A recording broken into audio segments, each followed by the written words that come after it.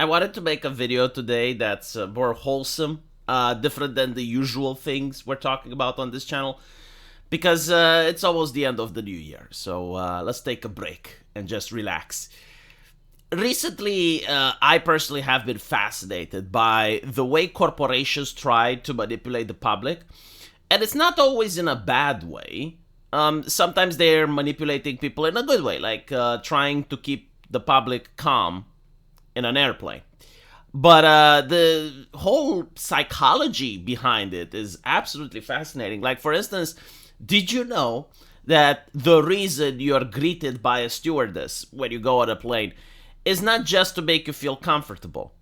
They're also trying to screen for problematic passengers. So when you go on a plane and the lady wishes you a nice flight and asks you to take your seat, if you actually spark out during that, or if you look off or weird, you may notice that after that people start monitoring you very closely. Another reason that they use female stewardesses is that it gives people a feeling of comfort. A lot of people have anxiety when flying, so seeing beautiful women that pretend to be genuinely interested in your well-being is a feeling of comfort for most.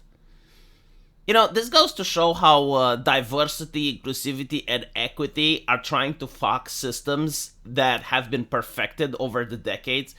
Because I remember them priding themselves on the fact that now they have men that dress like women and they're stewardesses in order to champion equality.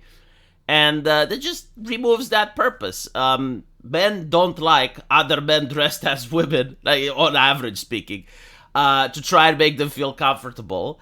And women find that amusing as well. So it's not like a big change, but it's like one of those things where something works, something is designed to accomplish a certain reaction, and then the woke came on and said, no, like, this is happening because of sexism and patriarchy, so we need to change it. And if you make a small change, it's no problem, but it's like all these little changes that constantly add up, right? Anyway, as I said, this video is supposed to be wholesome and more entertaining. So, as I was reading what stewardesses are there to accomplish, because for some reason I took a fascination on them. It's like, why do they exist on an airplane, but they don't exist on a train?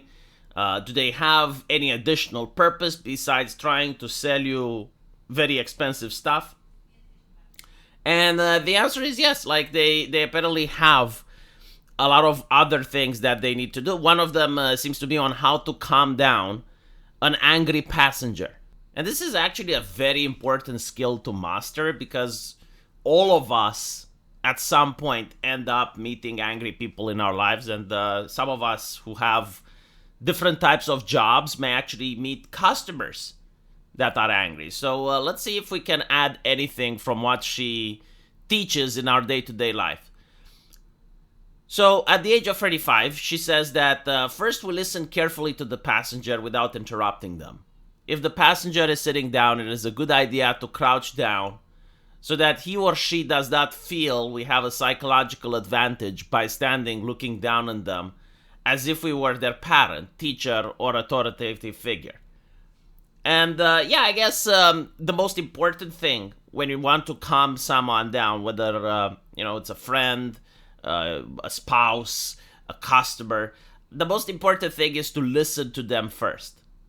Because the person generally wants to feel validated. They want to feel as if you're listening to them.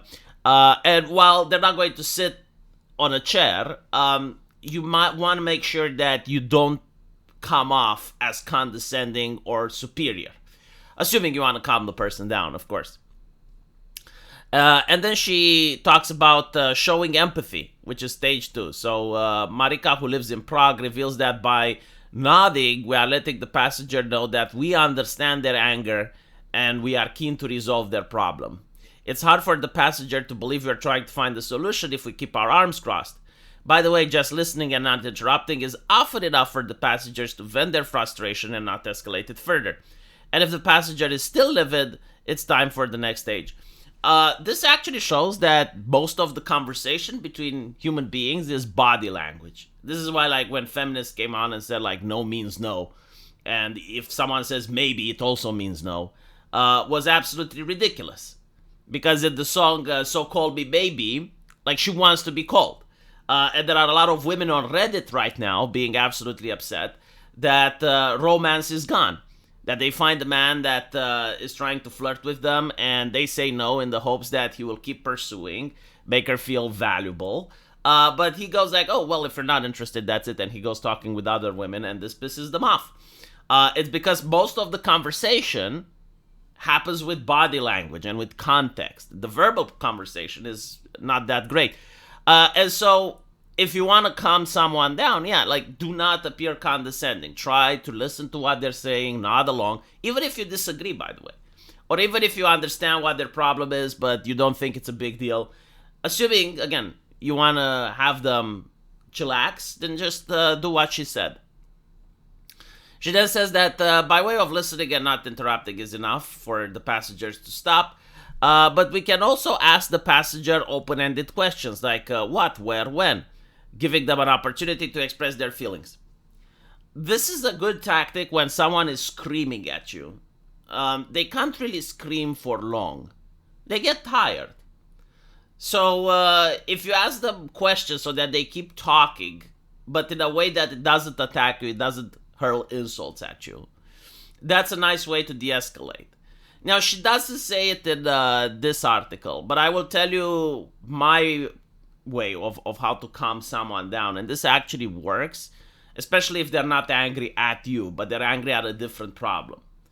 So let's say you have someone like a roommate or a spouse, and they're coming to you and they're like, oh, for fuck's sakes, the fridge has broken. You know? If you try to just speak calmly to them and you're like, no, it hasn't, or when, the stressful situation will continue. The person will remain agitated. What you want to do is to mirror their emotions. So if they say, oh, for fuck's sakes, the fridge has broken, and you're like, really? Again? When did that happen? If you mirror the same energy and you're positioning yourself as an ally to the person, you're going to notice magical things happening. Like, you will be surprised by how easy the situation de-escalates. And so it's really important to try and mirror the person because they feel validated. They're feeling that their grievance is being heard, especially if the grievance is from a nothing burger. It's like, oh, we ran out of bread, or oh, the dishwasher has clogged. You know, like whatever. If you just mirror the energy rather than just being like a parent and being, oh, really? Oh, who cares? Then you're going to notice that the person calms down really easy. So anyway, the reason I read the article is because I found it interesting just how much psychology is built into this. And it's also interesting to see it from the perspective of the stewardess. I mean, she sees thousands of customers every month. And so, like, for her, when a customer has a problem, she probably heard it 1,000 times. But when it does happen and you're looking at it, it seems almost genuine. It seems like, oh yeah, they're compassionate, they care about it. But in reality, they're just following a flowchart. So let me know what you guys think. And as usual, I will see you in the comment section. Take care.